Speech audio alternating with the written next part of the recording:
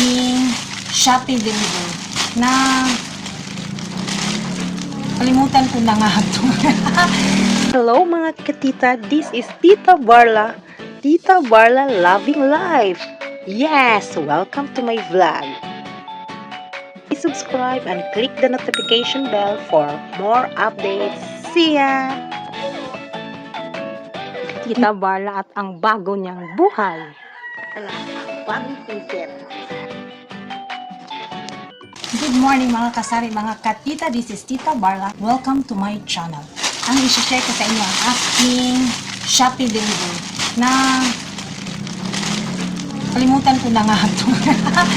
So, ito ay ang nabayaran ko lahat. Pati shipping is 320 pesos. Magsha-Shopee haul tayo. Nakalimutan ko na kung ano to. Ano nga ba to? Mga mask pala to. Okay. Let's check what's all in this. The other day pa to, nakalimutan ko lang tong aatupagin dahil na busy ako. Okay. Ngayon mag-haul tayo kung anong dito. 320 pesos. Ano kaya to? Ay, mask pala. Yung mga mask ko. Pero parang may dagdag ata to dito.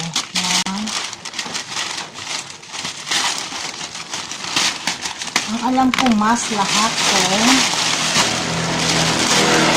Yan, mask. Yung 3D na mask kasi yung itim pa rin ang bentang-benta dito. 50 pieces each pack. 1, 2, 3, 4 lang. 5. So, 5 mask 3D na nagkakahalaga ng 20 pesos isa. 20 times 5. So, 100 na to. 20 divided by 50. 4 sentimo ang puhunan. So, kain ko ng 4 pesos. Okay. At may add-ons akong dito nakita kong sale. Nice! Plastic na fashion sandal. Pareha lang na kulay. Actually, ang original price nito is ano ba to? 5 pala to. Ang dami nito. Ah, okay. 37. Dalawang size, 37. 38. Isa. Tatlong 37. Apat na 37. At isang 38. Ah, tama ba? Basta ang alam ko, 5 ito. Original price, 299. 299 pesos. Pero ang nabayaran ko is 25 pesos isa. 25 times 5. 125 plus 100. 100 ang mask. 225 lahat. Ang nabayaran ko is 320 kasali si shipping. So, ang si shipping is 905 pesos. Tingnan natin kung magkano to. Original price nito is i-check ko ha. 299. 299. Sandali.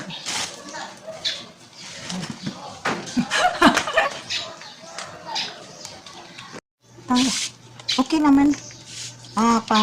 Panggala. Hindi kasi ako mahilig sa ganito. Ibibenta ko to eh. Ay, pangit lang pa ako eh. Hindi magandang magiging model. Hindi ako pwede ng ganito. Ayan, tingnan mo. Kasi lalabas yan dito. Magkano kanyang ibenta ko nito? Kasi 299 original price. Baka gawin ko na lang tong 150. 37. Parang nagkamali to. Basta ang alam ko tatlong sizes to. Isa, tas dalawa.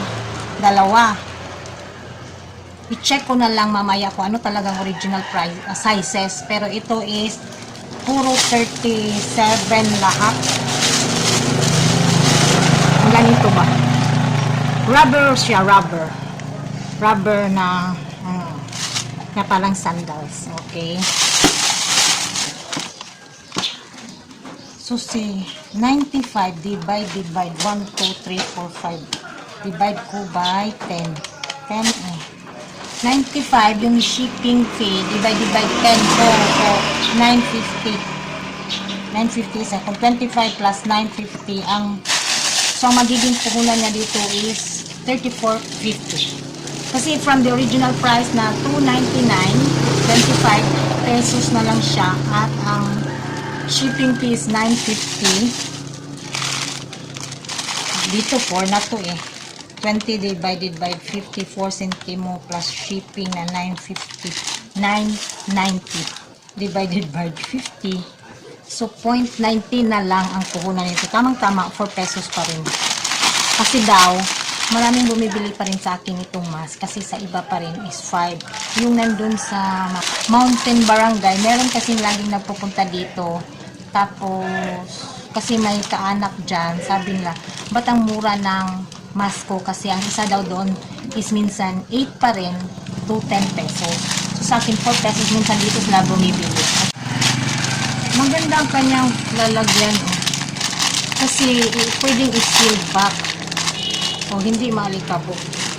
Hindi tulad ng dati ba? Tulad ng dati na ganito lang i-reseal. Di ba? Hindi na nagbukas na. Okay. So, para hindi magiging lalagyan ko to dito ng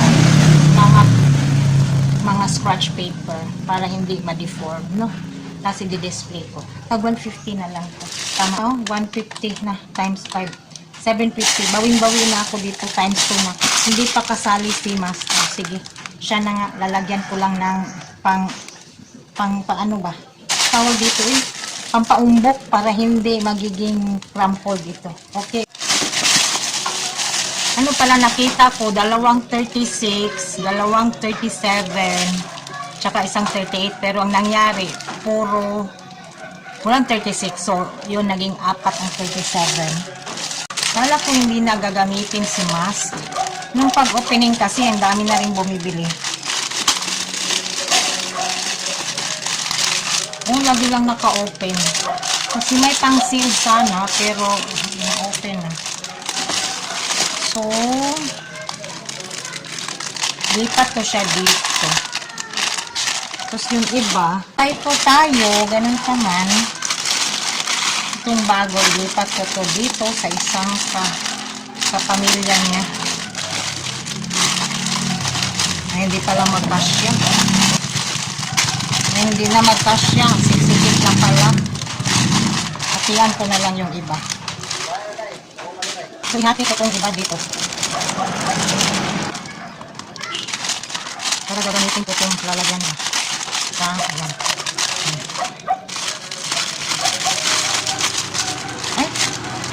Fairness, ang ganda niya, ang ganda ng grano.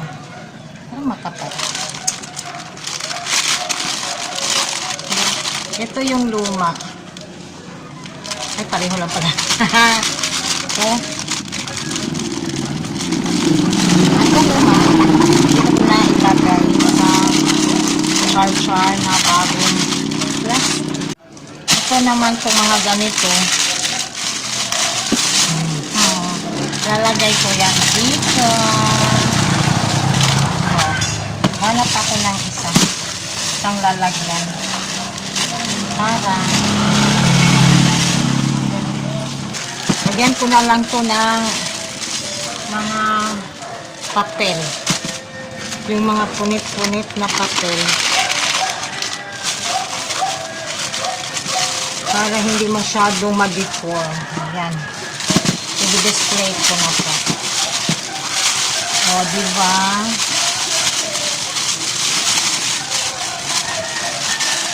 O, ha? Ang ganda din naman, oh. Parang, diba? Shout out ka. Thank you ako kay Santiago DOFW at saka kay Teen Store Vlog dahil sila po ang pinaka-generous na YTA friends at saka laging namimigay sa mga pakulay-kulay sa ating buhay tuwing nagpe-premiere ako. Thank you sa inyong dalawa. Yun lang muna i-share ko for the day. Thank you so much everyone for watching. Sa hindi pa nakapag-subscribe, please subscribe Tita Barla and YTS Parent Family, thank you so much for the support. Thank you sa inyong lahat. Goodbye! Huwag niyo namang i-skip ang ads para tulong sa aking munting bahay. Thank you everyone. Thank you for the support. Time.